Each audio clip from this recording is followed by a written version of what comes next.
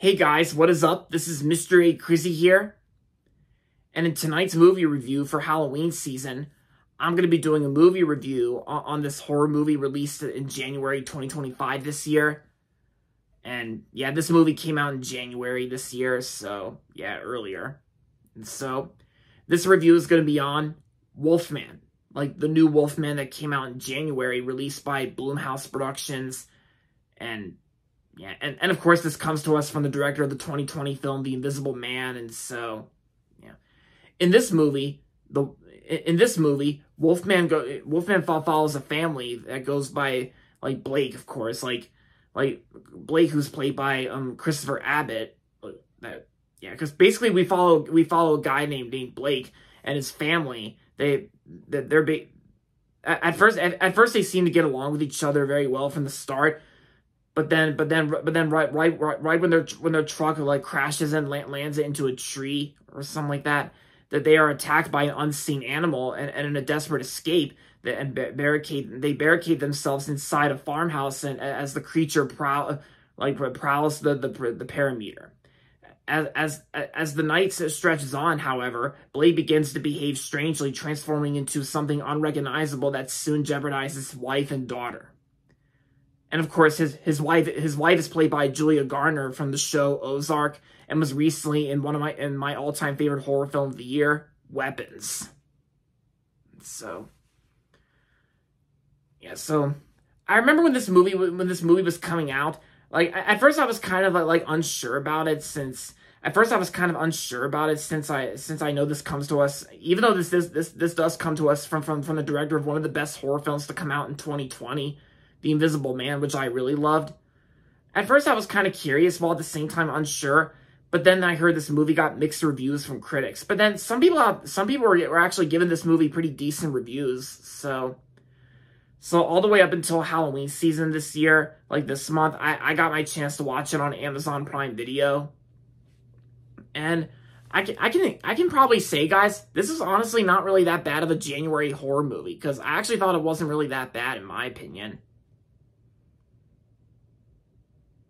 Yeah, because I can easily say at least it's better than the 2024 horror film that came out in January that year. At least it's better than Night Swim, because yeah, I totally forgot Night Swim even existed. Same thing with Imaginary, which I know I didn't like Imaginary either.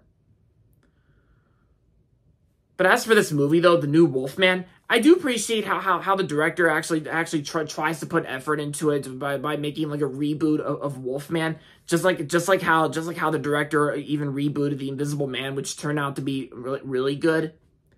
And while I can say this Wolfman reboot's like not as great as The Invisible Man from 2020, it's honestly not really that bad of a film in my opinion.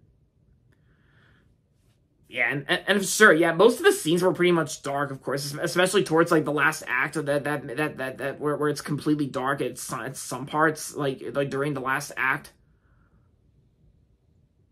But on the redeeming quality side, I do give credit to the performances. Like the actors all do a pretty decent job. Like Christopher Abbott did decent as Blake, and there's also Julia Garner.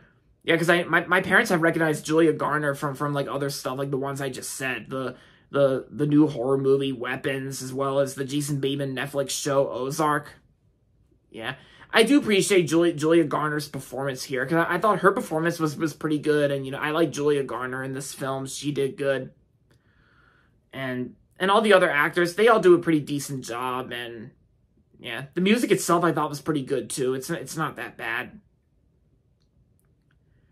And the pacing itself I thought was decent too. This movie is like an hour and 43 minutes, and it kind of went by pretty quick, even though I had to finish the rest of this movie on my phone in the car, since I know my parents were doing like busy things, including fun things yesterday.